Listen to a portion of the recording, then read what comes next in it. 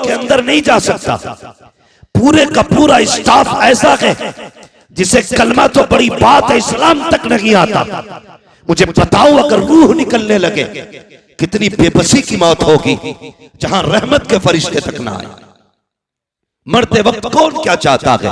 हर शख्स ये चाहता है मरते वक्त मेरी रूह आसानी से निकल जाए। क्या ही अच्छा हो तेरे घर के अंदर तेरा बाप लेटा हो, पाक बिस्तर हो, पाक चादर हो, पाक लिबास हो, इधर रूह बदन से निकलना शुरू करे। अगर बेटे को कुरान आता है तो बहुत अच्छा, भतीजे को आता है तब भी अच्छा है, खानदान में किसी को कुरान आता है तब भी अच्छा है। मैं जानता हूं अगर खानदान में भी किसी को कुरान नहीं आता होगा तो कम से कम बेटों को इतनी गैरत तो आती होगी। मस्जिद जाकर इमाम को बुला करके लाएंगे, वो आके बाप के सरहाने खड़ा होगा, इधर रूह निकलती होगी वो यासीन पढ़ना शुरू करेगा, इधर रूह निकलती होगी वो सूरह रहमान पढ़ना शुरू करेगा। फिर तेरा बाप बेबसी की मौत नहीं मरेगा बल्कि शान से कहता जाएगा इन्हें जाना, इन्हें माना, न रखा गैर से काम, लिल्लाहिल हम्द में दुनिया से मुसलमान। नारे तकबीर, नारे रिसालत, मसलक के आला हजरत फैजाने कुरान मुफ्ती हम्मद रजा साहिब क़िबला। मैं कहता हूं पढ़ो और आगे बढ़ो। कम से कम मैं एक बात बता दूं, खुदा की कसम खा के कहता हूं, इससे बड़ी कसम कोई नहीं। अल्लाह ने मुसलमान के सीने में रहम रखा है, मुसलमान के दिल में रहम रखा है। वो कितना भी बड़ा दुनियादार हो जाए किसी न किसी गोशे में रहम रहता है। जी। अगर आपका बेटा MBBS होगा, कुछ नहीं PUMS ही हो जाए, कोई गरीब रोता हुआ आएगा तो कभी मुस्तफा के नाम पे उसे फ्री दवा मिल जाएगी, कभी हुजूर के नाम पे उसका फ्री इलाज हो जाएगा। कम से कम कुछ भी ना सही और बढ़ के बात करने लगा हूं। ये मैं किसी पे तंज नहीं कर रहा हूं, ये कड़वी सच्चाई है। तुम जानते हो हमारी बेटियों को जब ऑपरेशन थिएटर के अंदर ले जाया जाता है उनके साथ क्या सलूक किया जाता है कोई नहीं जानता है। उनके जब कपड़े उतार दे जाते हैं कौन सी बदतमीजी नहीं करते जालिम। मैं चाहता हूं जब तेरी बेटी का ऑपरेशन हो वहां पे कलमा पढ़ने वाला खड़ा होना चाहिए, दीन की बेटी खड़ी होनी चाहिए, ताकि उसके सतर को अगर कोई कुत्ता खोलना चाहे हाथ बढ़ा के कह दे ना ये सिर्फ तेरी बेटी नहीं, ये मदीने वाले की भी बेटी है, मुस्तफा की बेटी है, इसकी इज्जत को हाथ ना लगाना, इसकी इज्जत हमारी इज्जत है। खुदा की कसम खा के कहता हूं अगर तेरी बेटी MBBS बन जाएगी, सर्जन बन जाएगी, मैं नहीं जानता दुनिया क्या कहेगी, लेकिन इतना जानता हूं बेशुमार बेटियों की इज्जतें महफूज होती नजर आए। सुभान अल्लाह, सुभान अल्लाह। बहुत बढ़िए और आगे बढ़िए। बहुत अलग नजरिया रखता हूं मैं, पढ़ो, मैं मुखालिफ नहीं तालीम। पढ़िए। हमारे पास क्या नहीं है कमेटी वालों, अल्लाह आपको सलामत रखे, सिर्फ जलसा ना करना, सिर्फ उर्स ना करना, अल्लाह तौफीक दे तो पूरा साल हुजूर की उम्मत की खिदमत भी करनी है। जी जी बेशक करेंगे इंशाअल्लाह। सारे वादा करो इंशाअल्लाह। हाँ ये वादा करो उम्मत की भी खिदमत करनी है और अरबाब मिंबर की बस दुआएं चाहिए। हमारे पास नारे भी बहुत हैं, ठीक है, उर्स भी हमारे काफी भारी होते हैं, लंगर भी काफी बड़े होते हैं और ये होने भी चाहिए। ये सुन्नियों की पहचान है। मैं खत्म करने की बात नहीं करता, ये सुन्नियों की पहचान है। लेकिन मजा तब है आज मौलवी साहब के नाम का उर्स सजा के बैठे।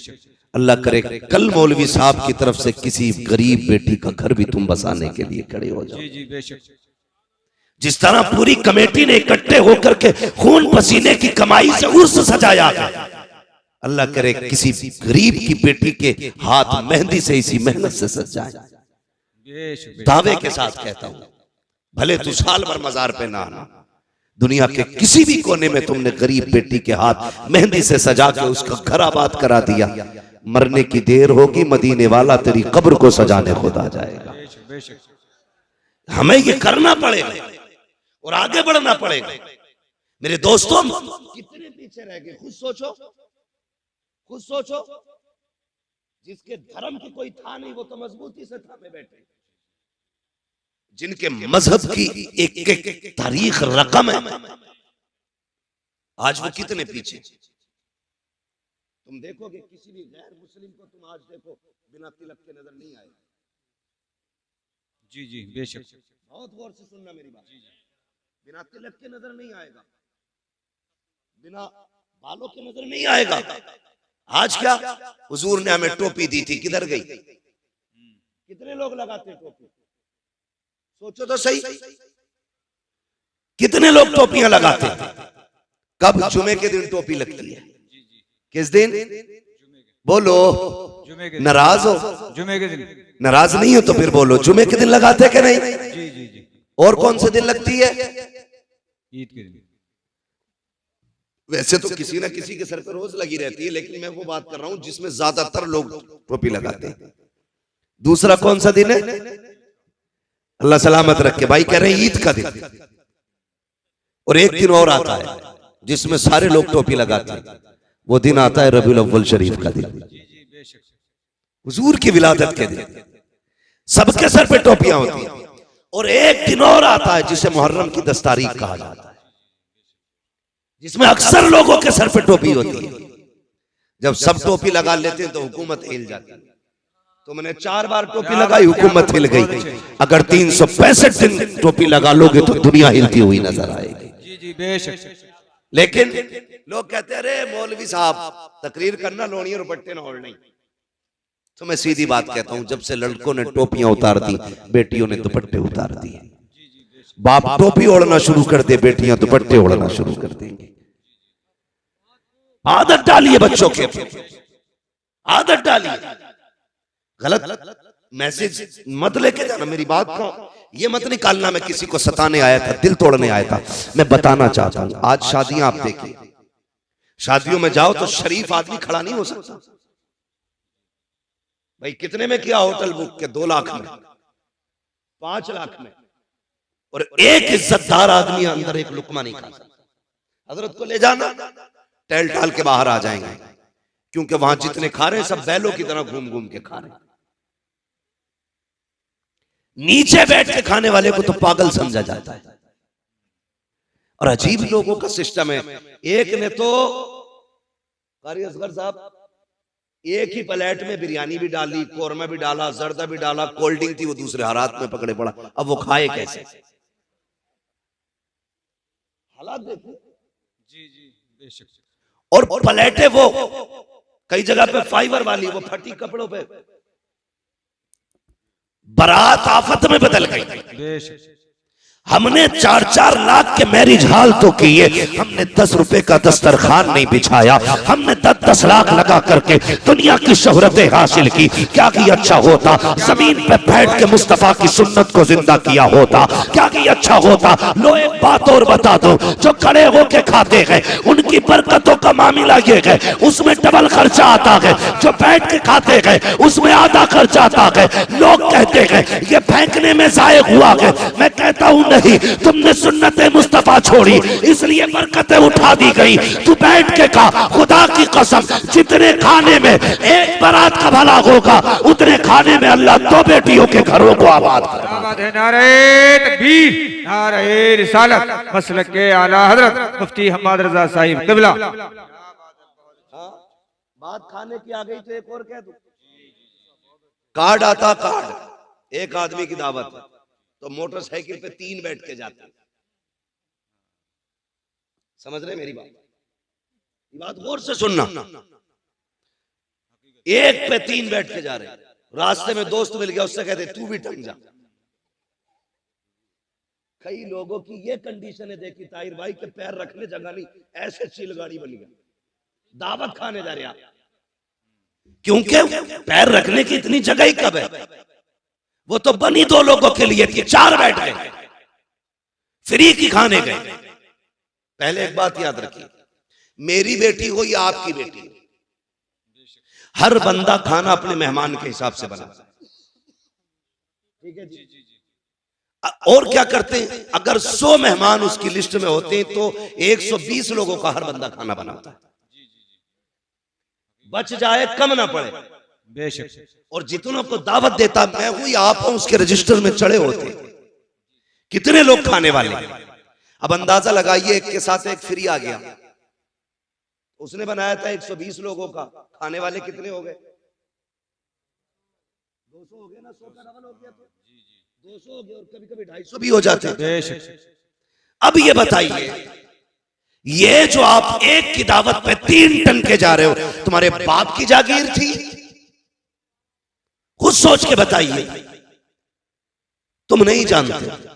एक बाप जब बेटी को रुखसत करता है ना, लोग खाने के ऐप बयान करना शुरू करते हैं। नाक तक भर के खागा और तीली डाल के कहेगा नमक तेज था, हल्दी कम रह गई, बोटियां गला दी। कुछ कहता छोटे पीस होते, मुंह का साइज देख के जाता ना। गुंडागर्दी है ये खाने में भाई। एक गरीब मर गया रोटी पकाते पकाते, तुम किसी के खाने को खाने के बाद कहते हो इसका चावल कच्चा था, नमक तेज था, मिर्च ज्यादा थी, हल्दी कम डाली गई, तेल ज्यादा था। और यार इतना बोलने से पहले जरा पंडाल में जिधर खाना चल रहा है उधर देख तो सही। किसी कोने में बेटी का बाप गर्दन झुकाए खड़ा होगा, वो देख रहा होगा, वो दिल में कहता होगा मालिक रोटी कम ना पड़ जाए, मालिक शोरबा कम ना पड़ जाए। किसी कोने में खड़े होके कहता है या अल्लाह आज इज्जत रख लेना, तुझे क्या पता तेरी नजर में तो एक वक्त का उड़द गोश्त है। उस बाप से पूछ उसने इस उर्दों के लिए कितने दिन ओवर टाइम ड्यूटी की है, उससे पूछ एक वक्त के खाने के लिए उसने कितनी रातों में उठ उठ के मजदूरियां की है, उससे पूछ उसने कितनी मेहनत से एक बारात का खाना बनाया है। जब से बेटी पैदा हुई है इसने नए कपड़े पहनना छोड़ दिए थे, जब से बेटी घर में आई थी इसने घी दूध खाना छोड़ दिया था, जब से बेटी घर में आई थी इसने अपने शौक खत्म कर दिए थे। और तू कहता है खाने में कमी रह गई है। और शर्म कर, शर्म कर, अगर खाने में कमी थी भी तो ना कहता कमी है। अगर कोई पूछता कैसा है कह देता खुदा का शुक्र है बड़ा अच्छा खाना बना है। तेरा इतना कह देने से तेरे पेट में दर्द नहीं होता, लेकिन इतना जानता हूं अगर तू खाने की तारीफ करता जमीन पर गरीब राजी हो जाता, अर्शों पे खुदा की रहमतें राजी हो। क्या बात है, सुभान अल्लाह, सुभान अल्लाह, बहुत अच्छी, बहुत हाँ, पहली बात तो ये करनी है भाई, जितनों की दावत है इतनी जाएंगे, समझ गए? बोलो इंशाल्लाह। हाँ, जितनों की दावत है उतने ही जाएंगे। और मैं तो कहता हूं अगर तुम्हें पता चले ना कोई बेटी को रुखसत कर रहा है और उसने अपनी इज्जत बचाने के लिए लोगों को दावत दी है खाने की, तुम्हारी खुराक तो रोटी है ना, एक रोटी अपने घर खा के जा, एक रोटी बेटी वाले के दस्तरखान पे खा, एक रोटी बचा दे। खुदा की कसम अगर तेरी छोड़ी हुई एक रोटी से गरीब की इज्जत बच गई, अल्लाह कयामत में तेरी इज्जत की हिफाजत फरमाएगा। सुभान अल्लाह, सुभान अल्लाह। हाँ, सुभान ये बहुत अल्लाह। छोटी छोटी बातें हैं लेकिन ये जन्नत में ले जाने वाली बात। बेशक बेशक। लोगों की इज्जत का ख्याल रखा करो, मान रखा करो लोगों की इज्जत का। अल्लाह आपको सलामत रखे। कोशिश ये करनी है हमें सिर्फ जलसा नहीं कराना है, हमें हुजूर के दीन की भी मदद करनी है, हमें इस्लाम की बेटियों की भी मदद करनी है। और एक बात जिम्मेदारी के साथ कहना चाहता हूं, जो जरूरी बातें वही कहने के लिए आया हूं। कोशिश ये करें, मैंने भी मस्जिद देखी, अल्लाह सलामत रखे उन लोगों को जिन्होंने मस्जिदों को अपने घर से ज्यादा खूबसूरत बनाया है। और इतनी गुजारिश हो रही है जैसे तुमने पत्थर से मस्जिद को सजाया है ना, वैसे सजदे से भी मस्जिद को सजा लेना। जिस खूबसूरती से तुमने मस्जिद बनाई है ना, उसी खूबसूरती से तुम जाकर सफों में भी बैठना। अल्लाह सबका दिल मस्जिद में लगाए, सबको 5 वक्ता नमाजी बनाए। बड़ी प्यारी मस्जिद है और लग रहा था कि हाँ किसी जगह पे बैठे। मगर मेरा एक मशवरा और है, इस वक्त सबसे ज्यादा जरूरी है हमारी खानकाहों, हमारे मदरसों, हमारी मस्जिदों के साथ साथ हमारे अपने स्कूल भी होने चाहिए। जी जी बेशक। हमारे अपने, समझ गए ना मेरी बात? स्कूल जहां हिंदी इंग्लिश पढ़ाई जाती है, स्कूल, समझ गए ना? खानकाहों के साथ साथ हमारे अपने स्कूल भी होने चाहिए। इस वक्त हमें मुस्लिम कहां खड़ी है? एक ऐसे दोरागे पे कौम मुस्लिम खड़ी है कि तबाही के अलावा कोई रास्ता नहीं। बेशक। या तो आप अपनी बेटी को जाहिल रखिए, और या फिर आप बेटी से हाथ धो बैठिए। बस दो रास्ते हैं तुम्हारे पास। समझ रहे मैं क्या कहना चाह रहा हूं? या तो जाहिल रखिए आप बेटी को, अगर बेटी को बचाना चाहते हो तो जाहिल रखिए, और पढ़ाओगे तो खो बैठोगे। इसकी वजह यह है कि हमारे अपने स्कूल नहीं है, हमारे अपने कॉलेज नहीं है। लोग कहते नहीं नहीं कोई बात नहीं है, बेटी पे पूरा एतमाद है। मैं बेटियों तक एक बात पहुंचाना चाहूंगा, खुदा की कसम सुनो, दुनिया में जो तुम्हारा बाप तुमसे प्यार कर सकता है वो तुमसे कोई प्यार नहीं कर सकता। बेशक बेशक। लेकिन कमी क्या की हमने? हमने अपनी बच्चियों को स्कूल नहीं दिए। वो ट्यूशन पढ़ने जाती हैं, वो स्कूल पढ़ने के लिए जाती है। ट्यूशन के नाम पे क्या होता है आप सोच भी नहीं सकते। इस्लाम दुश्मन ताकतें पूरी प्लानिंग के साथ खड़ी है, तेरी बेटी को घर से कदम निकालने की दे रहे। मैं नहीं कहता तेरी बेटी गलत है, लेकिन उसे बिगाड़ने में ज्यादा देर नहीं लगती है, इसलिए कि इस्लाम के दुश्मन पैसे भी लिए खड़े हैं, ऐश के सामान भी लिए खड़े हैं, पूरी मदद भी उनके साथ है। जो लड़कियां चाहती हैं वो हो जाता है, इसलिए कि पावर ताकत उनके साथ है। क्या कर सकते हो तुम? कुछ नहीं कर सकते। तुम्हें बताऊं दिल रोया जब मैंने एक वीडियो के अंदर देखा, हमारी बेटियां ट्यूशन पढ़ने गई तो वहां के पढ़ाने वाले उनके साथ बदतमीजियां कर रहे हैं। उनको दो लड़कों के बीच में बिठाया जाता है, दो लड़कों के बीच में एक लड़की बैठी होती है। हम ये सोचते हैं बेटी पढ़ने गई है, अरे मती मारी गई है हमारी, हम किस जगह पे चलने लगे हैं? आंखें बंद करके बैठे हो। कल जब बेटी चली जाती है, सोनू मोनू के साथ सोती है, फिर सर पीट के रह जाते हो। कैसे पलट के आएगी?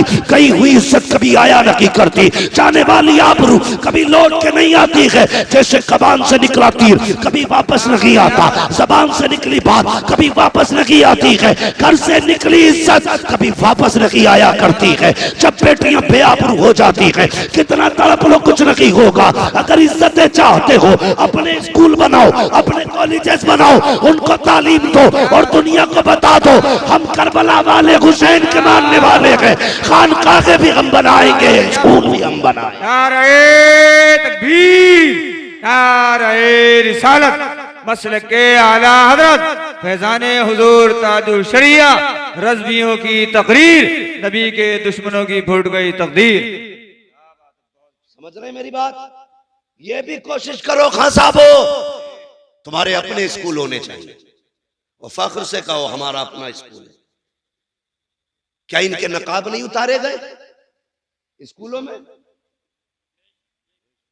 दुनिया गूंगी बनी रही, मुझसे बर्दाश्त नहीं होता। मौत एक बार आनी है, एक बार मरना है। और याद रखिएगा किसी ना किसी को तो कुर्बान होना पड़ेगा, किसी ना किसी को तो मरना पड़ेगा। मेरी बात सुने, हमारी बेटियों के नकाब उतारे गए स्कूल में एंट्री से पहले, ड्रेस के नाम पे उनके कपड़े उतार दिए गए। तुम्हारे अपने स्कूल होंगे, किसी की मां ने दूध नहीं पिलाया है, किसी की बेटे की कोई जूती उतार सके, कपड़े तो बड़ी बात। अपने स्कूल बनाओ, शौक कम करो, होटलों में नाश्ते कम करो, इस पैसे को बच्चों के मुस्तकबिल पे लगाओ। मुजफ्फरपुर के अंदर एक बच्चे को पिटवाया जाता है, ये मुस्लिम है। हमने थोड़ी देर बैठ के मोबाइल में देखा और ये कब बुरा हुआ। तुमने क्या किया कौम के लिए? अगर ये बुरा हुआ तो क्या दिया तुमने? दिल रोता है। मैं सुन्नी हूं, मुझे वहां भी कोई ना समझे जी, मगर तकलीफ होती है। खानकाहों में जाना हमारा वतीरा है, बुजुर्गों के कदमों में बैठना हमारी इज्जत है। जी बेशक। लेकिन कई बार ऐसा मैंने देखा है, खानकाहों में जितनी ऊंची गोलकें लगी हैं उसमें पैसे डालने जगह नहीं होती, उंगलियों से ढकेल ढकेल के पैसे भरे जाते हैं। उन पैसों को गिनने के लिए लोगों के नंबर नहीं आते हैं। और यार कभी वही पैसा उठा करके बच्चों के मुस्तकबिल पे लगाओ, स्कूल कॉलेजेस पे लगाओ। खुदा की कसम खा के कहता हूँ, खानकाह में पैसा दोगे तो शायद 10-20 का पेट भरेगा। अगर यही पैसा तुम अपने बच्चों के मुस्तकबिल पे लगा दोगे, 10-20 का नहीं बल्कि 10-20 सदियों का अल्लाह भला फरमा दे। बात है, सुभान अल्लाह, सुभान अल्लाह, बहुत अच्छी, बहुत अच्छी, बहुत खूब। निजाम बहुत कुछ इस तरह बिगड़ा गया साकी, उन्हीं को जाम मिलता है जिन्हें पीना नहीं आता। जी जी बेशक, उन्हीं को जाम मिलता है जिन्हें पीना नहीं आता। माशाअल्लाह, मेरी बात सुने, कई गलत नहीं है, कारी बाकर साहब, कारी असगर अली साहब, ये उलमा मदरसे से जुड़े लोग जानते हैं, तनख्वाहों को कई कई महीने हो जाते हैं। इमाम की तनख्वाह कितनी रहती है मस्जिदों में? 10,000 12,000 है, इतनी तनख्वाहें रहती हैं। उसमें भी क्या होता, अगले महीने ले लियो, मारी जा रही है क्या तनख्वाह तुम्हारी? हम भाग रहे हैं क्या? कुछ सोचो। ये 12,000 की तनख्वाह देने में पूरी कौम ऐसी बातें करती है। पहली बात तो ये कहूं, जब वक्त हो जाया करे तनख्वाह एक दिन पहले ही दे दिया करो। जिस तरह तुम्हारे बच्चे होते हैं उसी तरह इमाम के भी बच्चे। कोई ये ना समझे इमाम साहब बुलवा रहे हैं मुझसे, पहले सुन लीजिए, कभी पता चले अगले दिन दोनों इमामों की छुट्टी कर दो। वो नहीं है। ये सारी बातें मैं अपने दिमाग से और अपनी जरूरत के पेश नजर ये बात कर रहा हूं, जिसकी मैं जरूरत महसूस करता हूं। हाँ, इमामों की तनख्वाहें बेचारों की 6-6 महीने लेट है। उनके भी बच्चे हैं, वो भी बीमार होते हैं, उनकी भी दवाइयां हैं, उनके भी शौक हैं। लोग कहते हैं दिल नहीं लग रहा नमाज में, लगेगा कहां से, तनख्वाह तूने दी नहीं। उसके घर आ गई है भतीजे की शादी, बीवी ने कहा इमाम साहब की सूट तो जरूर बनेगा, तो वो फजर में भी खड़ा है ना, दुनिया सो रही है, वो हिसाब लगा रहा कहां से लाऊंगा, तो तेरा दिल लगेगा नमाज में? खुद बताना वगैरह, अल्लाह अकबर। उसके बाद कह रहा पता नहीं उस दुकान पर 1700 का मिलेगा, वहां 1800 का, वहां 2100 का, वो भी पैसे मिले भी नहीं है, किससे उधार लूंगा। ये सारा हिसाब जब फजर में लगेगा तो दिल लगेगा नमाज में? जरूरतें पूरी कर दो। जब वो खड़ा हो ना, उसका दिमाग दुकान पे न जाए, उसका दिमाग सीधा अल्लाह की बारगाह में चला जाए। बेशक बेशक। हाँ, मैंने बड़े बड़े पैसे वालों को ऐसे जेब में हाथ डाल के कहते देखा, अरे यार इमाम साहब थोड़ी देर पहले कहते, अभी तो कलवा ले गया, इसका कलवा भी जरूरत पे आता। जी जी। ये बड़ा यार एक मिजाज बना लिया लोगों ने।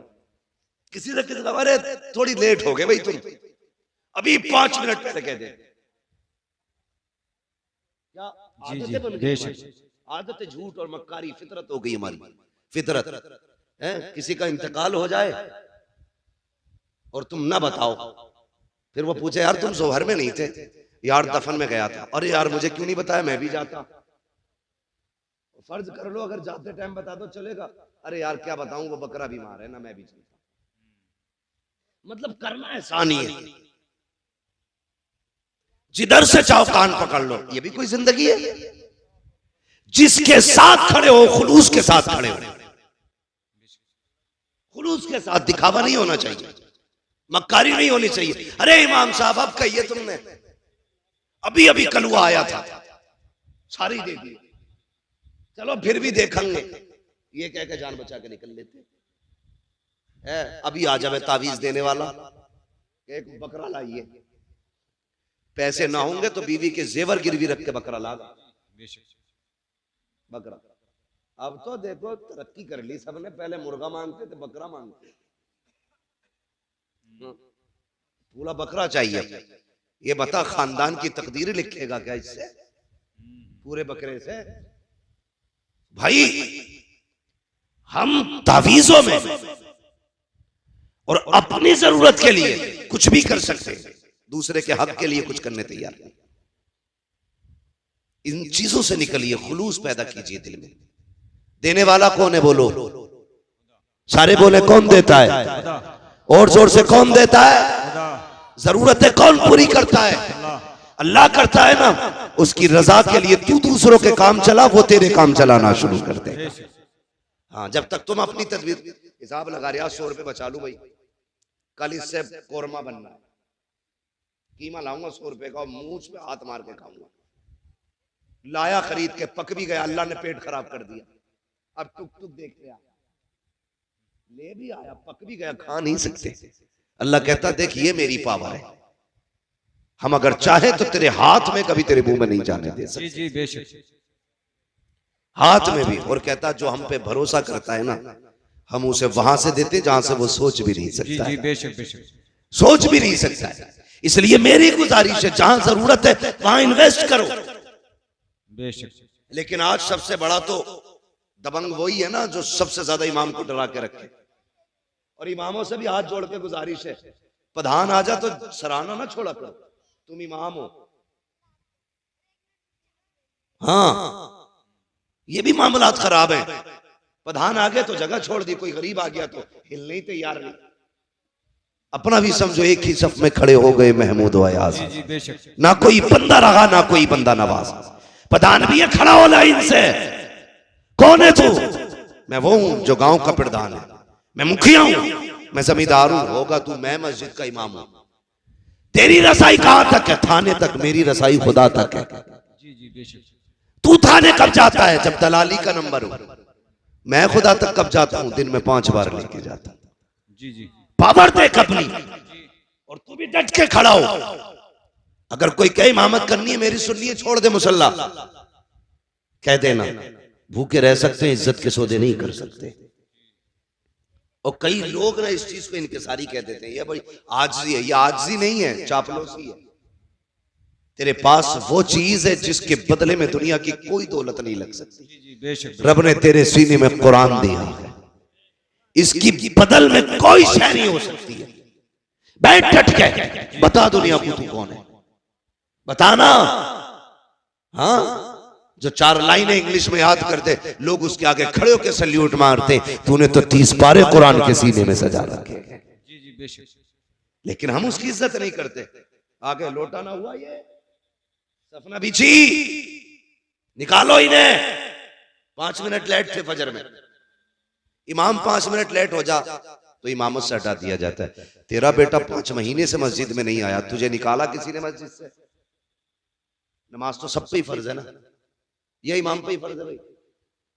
बोलो, ये नौजवान लोग डर रहे हैं कि मैं उसको नहीं कहूंगा। सब पे फर्ज है, सब पे फर्ज है ना नमाज, सब पे ही फर्ज है ना। तो ये जो सुबह सुबह जाके इमाम की खाट उल्टी करते हैं, इनकी जिम्मेदारी है घर से निकले तो बेटों की खाट उल्टी पहले करें, उनका हाथ पकड़ के मस्जिद में लाओ। अपने लल्ला को चादर उड़ाते हो, इमाम की चादर खींचते हो, फिर कहते हो निकालो ही नहीं। मैं एक मशवरा दे के जाऊंगा, आपकी वो तो मर्जी है, कोई भी कैसे करे। मैं नहीं जानता आपके यहाँ का हिसाब कैसा है। मस्जिद अच्छी है तो यकीन है कि लोग भी अच्छे होंगे। जी जी बेशक। हाँ, मैं सोचता हूँ मस्जिद देखी तो मुझे लगा लोग भी अच्छे होंगे। लेकिन एक फ्री में मशवरा दे रहा हूँ, इमाम को निकालने की जिम्मेदारी अपने सर मत ले लेना, वरना हो सकता पूरी जिंदगी आपको भटकना पड़े। कभी किसी आलिम की बद्दुआ मत लेना, वरना खैरियत नहीं। कोशिश ये करना, माना कि हाफिज तेरा भतीजा है, चचा है, भाई है, बेटा है, उसे अपना बेटा ना समझ, मुस्तफा का वारिस समझ के उसकी इज्जत किया करो। अल्लाह तुम्हें उसका सवाब अता फरमाए। तो मैं ये कह रहा था, जहां जिस चीज की जरूरत है वहां वो लगाओ। आज हमारे मदरसों की तनख्वाहें मुदर्रिसों की नहीं गई, वहां कोई पैसा देने नहीं जाता, और गोला के नाक तक भरी पड़ी है। नोटबंदी हुई ना तो बोरियों में से गले हुए नोट निकलने थे, गले हुए करेंसी गला दी कई कई करोड़ों रुपए की। अगर वही पैसा मदरसे वालों पे होता तो कितने कुरान वाले पैदा होते, कितने हदीस वाले होते, कितने तजवीद वाले होते, कितने तफसीर वाले होते। खुदा की कसम हर घर में कुरान का दरख्त लगा हुआ था। इसलिए जहां जरूरत है वहीं पे पैसा लगाइए, अपने बच्चों को आगे बढ़ाइए। कमेटी वालों, जलसे के साथ साथ हमें बस्ती भी देखनी है, हमें हुजूर की उम्मत के गरीब भी देखने हैं, हमें बेटियां भी देखनी है, अपनी सोसाइटी को भी आगे बढ़ाना है।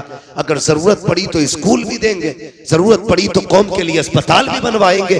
कोशिश ये करेंगे जो गरीब लोग हैं हुजूर की उम्मत के, उन्हें मुस्तफा के नाम पे फ्री दवाएं मिलनी चाहिए। करेंगे नहीं, लेकिन करते नहीं लोग, सारा पैसा एडवांस रखते हैं।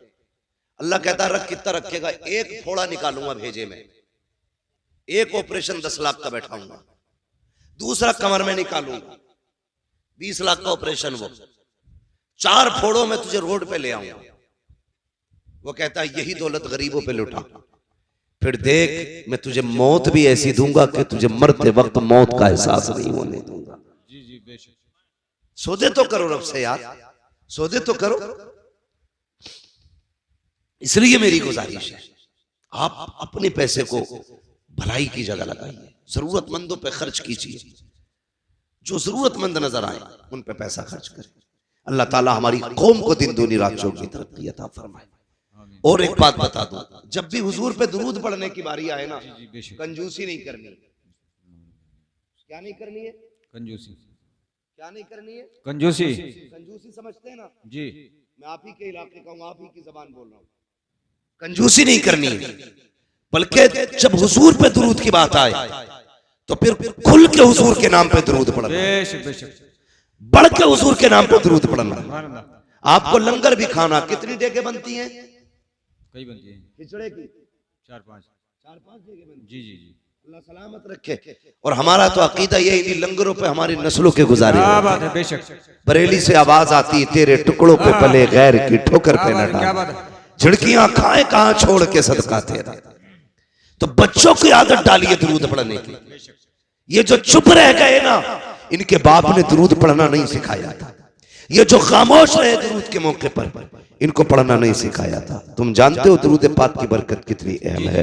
कभी सोच भी लिया करो, अपने बच्चों को दुरूद का आदी बनाओ। अगर बच्चा स्कूल जाए, ड्रेस में देर होती है, माँ कहती ले बेटे ये रहा मोबाइल, थोड़ी देर गेम खेल, अभी नाश्ता बना के लाती हूँ, अभी पराठा बना के लाती हूँ, अभी ड्रेस उठा के लाती हूँ, अभी तेरे जूते लेके आ रही हूँ। बच्चों के हाथ में मोबाइल दे के जाते हो। अपने बच्चों से कहो बेटे नाश्ते में 10 मिनट लगेंगे, 10 मिनट तक मुस्तफा पे दुरूद पढ़ना शुरू कर दो। तुम्हारे बच्चे 10 मिनट दुरूद पढ़ेंगे। दावे के साथ कहता हूँ, और यार सुनो तो सही, रोज जब तुम्हारे बच्चे हुजूर पे 10 बार दुरूद पढ़ेंगे, किसी दिन तो हुजूर पूछेंगे ये किसका बेटा है जो रोज दुरूद पढ़ता है, ये किसका लाल है जो रोज मुझे सलाम भेजता है, ये किसका बेटा है जिसने मुझ पे दुरूद भेजा है। कोई कहेगा आरिफ का बेटा है, कोई कहेगा आकिल का बेटा है, कोई कहेगा अब्दुल रऊफ का बेटा है, फरिश्ते कहेंगे अब्दुल रहमान का बेटा है। खुदा की कसम उनकी बारगाह में अगर तेरा नाम आ जाएगा, समझ लेना बेड़ा पार हो जाएगा। इसलिए आदि बनाओ बच्चों को। हम तो दुरूद से दूर हैं, सलाम से दूर हैं, पर कहते तो देखो अल्लाह अकबर। एक बहुत बड़े पाए के बुजुर्ग हैं, सफर कर रहे हैं, वक्त असर का था, वुजू करने की चाहत हुई, चाहते थे नमाज पढ़े, लेकिन इस कसरत से पानी नहीं था जितना आज पानी है। हर जगह पे टंकी लगी है, प्रधान ने टंकियां बनवा दी, अब कोई टोटी बंद करने तैयार नहीं है। खुला है तो खुला है पानी। और मेरे भाई इस्लाम ने बताया था पानी हिसाब से खर्च करना, एक एक बूंद का हिसाब कयामत में देना है। ये इस्लाम हमें सबक देता है। आज लोग कहते हैं वाटर लेवल कम होता जा रहा है, उसी पानी को कम खर्च किया जाए। ये पैगाम तो 1400 साल पहले इस्लाम ने दिया था। मैं कुछ और कहना चाहता हूं, आज पानी की कसरत है, कल पानी कहीं कहीं मिला करता था, वो भी कुओं से लोग पानी निकाला करते थे। किसी बस्ती में एक कुआं होता था, किसी इलाके में कुआं होता था, कहीं पे कोई चश्मा होता था, कहीं पे कोई नहर हुआ करती थी। आज हर दरवाजे पे समर से भी लगे गए। पानी की कसरत है। वो बुजुर्ग नमाज के इरादे से है, असर का वक्त है, सफर कर रहे हैं, सामने बस्ती नजर आई, सोचा यहाँ पानी मिल जाएगा। बस्ती के करीब आए, एक कुएं को पाया, सोचा वुजू करूं नमाज पढ़ना है। जैसी गए क्या देखते हैं, पानी तो था, डोल और रस्सी नहीं थी। दाएं बाएं देखने लगे, हैरत में थे, क्या किया जाए, पानी कहां से लाया जाए। इतने में एक छोटी सी बच्ची छत से खड़ी थी, देख के कहती है बाबा आपका कुर्ता बता रहा है, आपका मामा बता रहा है, आप कोई अल्लाह वाले हो, आप कोई आलिम दीन हो। हाँ बेटी, कहा क्यों परेशान हो, कब वुजू करना है, नमाज पढ़नी है, कब फिर देर किस बात की है, कब बेटी पानी कुएं में है और कुआं गहरा है, कोई रस्सी लगी है, डोल लगी है, पानी कैसे निकालूं, जब पानी निकलेगा तब वुजू होगा। बच्ची मुस्कुरा के कहती है ताज्जुब है आपकी दानाई पर, आप अल्लाह के बंदे हो करके इतना हिसाब लगा रखे हो कि डोल रस्सी आएगी तब पानी निकलेगा। का फिर का ठहरिए, बच्ची करीब आई है, आने के बाद बच्ची ने कुएं की तरफ झांका और अपना थूक कुएं में डाला।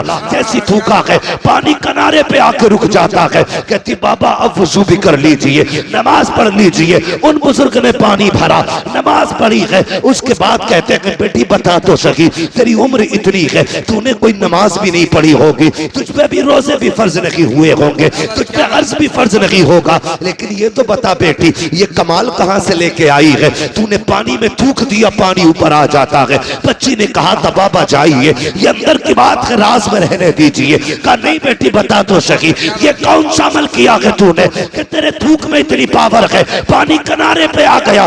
बच्ची ने कहा सुनो बाबा, मेरी अम्मी जब रात हो जाती है मुझे 1000 तानों की तस्बीह देती है और उस वक्त तक सोने नहीं देती जब तक 1000 मर्तबा मैं हुजूर पे दुरूद नहीं पढ़ लेती हूँ। ये सजदों का कमाल लगी, ये मुस्तफा पे दुरूद पढ़ने के कमाल से पानी। क्या बात है, नारे